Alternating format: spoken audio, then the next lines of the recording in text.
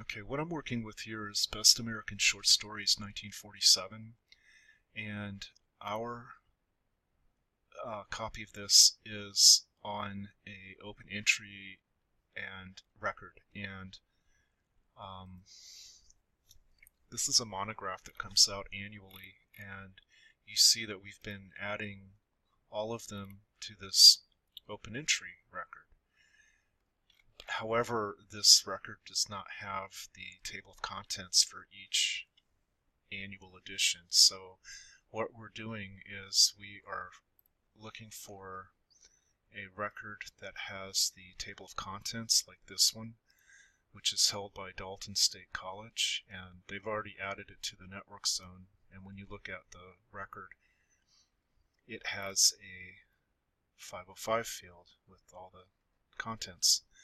So what we're going to do is, in the network zone, we're going to click on the title, and you'll see that you have a link button. You'll want to click that, and a message says that you've just linked this copy to your local institution. So you're going to go to click the back button, and you'll see that it added an icon here, and you can toggle from the network zone to the institution zone. So we're going to click that icon, and then we're going to click on Edit Record, and we're going to have to enter the call number.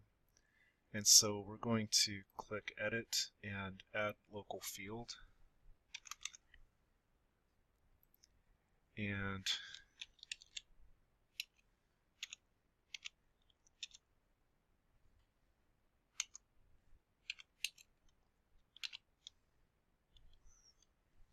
let's see.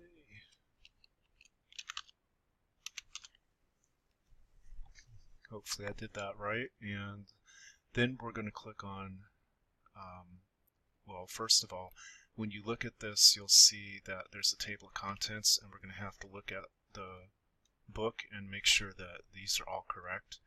And if they're not, so for example, Albert J. Gerard's name is misspelled here, what we're going to do is we're going to make all of our edits in Connection, and then we're going to overlay this with the record in Connection where we edited the table of contents tag. So we just added our 090 field, and we're going to click File and Save and Release Record, because when you go to the master, well, I would look and make sure which ones I need to edit, but if you do need to make edits, you need to have closed this record in the MD editor before you export the updated record from Connection, because if it's open, it won't overlay. So that's why I've closed it right here. And if you click back, you can grab the control number right here and click click Control C.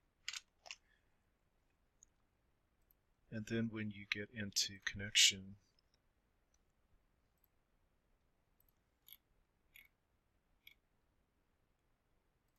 you can search for it by control number.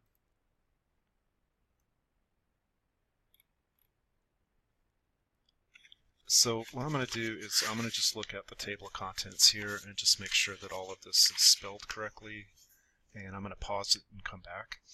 Okay, so I'm back, and really the only thing I see on this would be that I would put a space right here for these two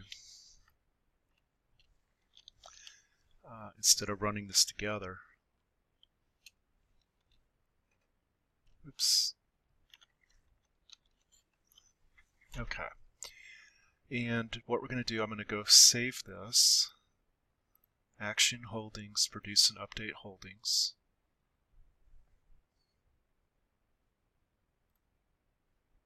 Export batch, process batch.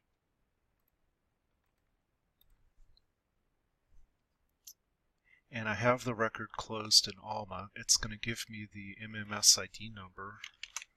I can open this back up in Alma.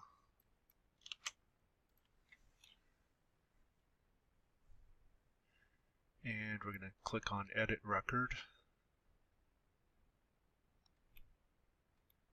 And this is the local field that I just added with our call number 643. And you should be able to see that those two authors, J.F. Powers and the other one, looking for it here, John B. L. Goodwin, I think it was.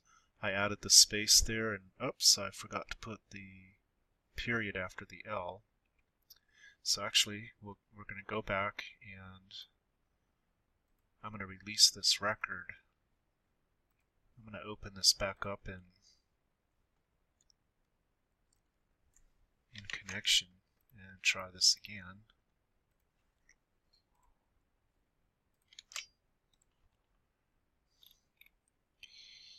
Okay. Well, that's interesting. I see that it has the L. So I'm gonna pause this again and find where my mistake is, and then I'll start the video again. Okay.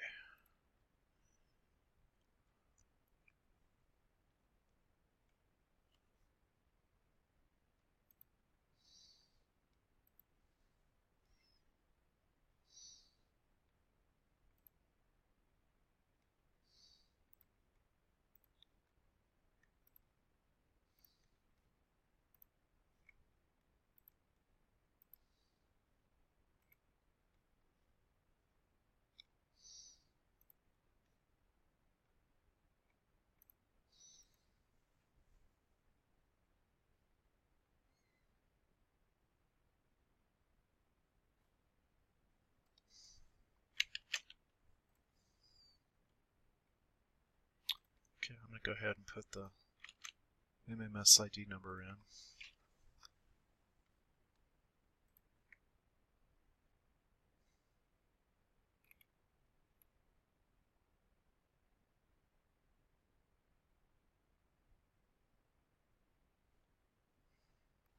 Okay, and I see that I got the space in there and also the period.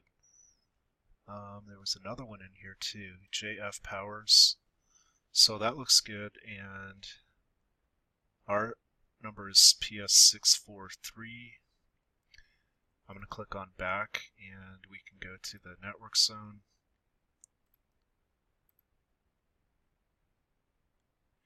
You'll see that Dalton gave it a different call number, PS648. So when I added the local note field for our call number, this does not affect the call number that Dalton assigned their copy. And also you can put in your call number before you go into connection and edit the table of contents. And then you also have to make sure that you save and release the record that you're going to be editing in connection, because if it's currently open when you try to export it from connection, it won't overlay the record.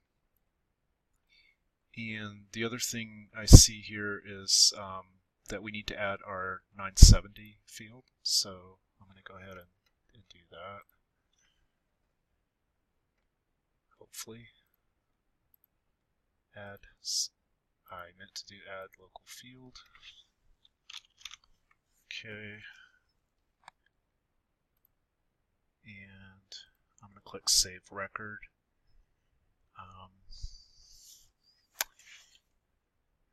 And actually, before I add the item to this, I actually need to go back and I need to pull up the open entry record and I need to remove this item from the open entry before I can scan the barcode in. So, whoops, it just disappeared. Okay, there it is. So I'm going to place a check mark here, and I'm going to do withdraw items and confirm. So that removed it from this record. I'm going to go back, and I'm going to go to the one that we just created here that has the table of contents, and I need to add a holding.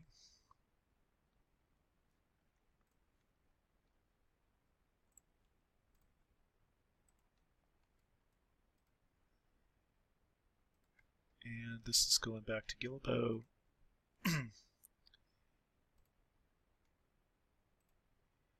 And we need to add our item record.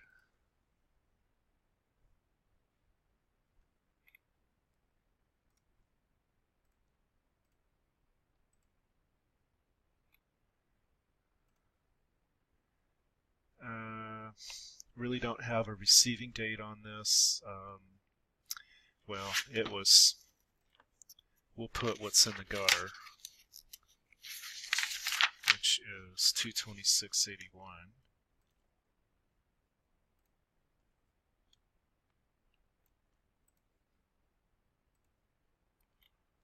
And the inventory date's today. I don't have a price. And I'm going to go ahead and scan the barcode.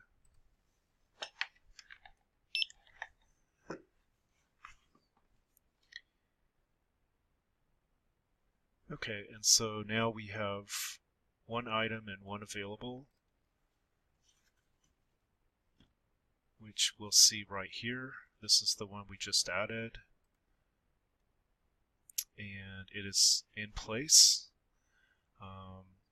Actually, I'm going to change my currently at location to Circulation Gillibo, and just go ahead and scan this in just for good measure, and make sure it says reshelve to Gillibo. And I'm going to go back up here and scan it in one more time and just verify it says Gillibo Hall Repository Collection 1 of 1 available, and it should say item in place, which it does. So I think we're in good shape, and this can go back to Gillibo and be reshelved.